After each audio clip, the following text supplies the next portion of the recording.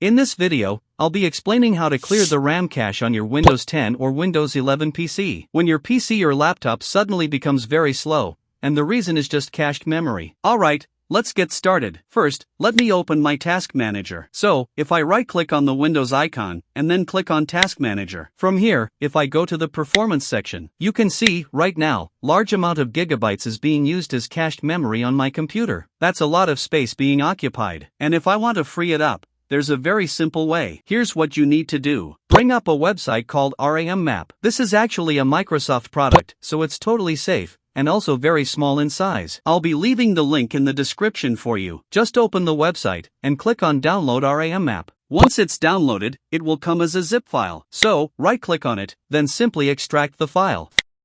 And now, you'll see all the files being extracted. Here, you need to look for rammap.exe. Once you find it, just right-click on it, and choose Run as Administrator. Click Agree.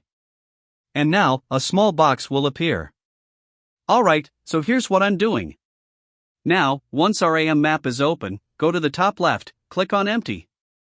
And then click Empty Standby List. Watch closely. Once I click on it, you'll notice the cached memory starts going down. And now you can see, it dropped from around 2 to 3 gigabytes, all the way down to just 40 to 60 megabytes. Amazing, right? Similarly, I wouldn't recommend uninstalling this tool. Keep it on your computer. And whenever your cached memory goes high, just open RAM Map again. Click Empty, and then Empty Cached Items. That's it.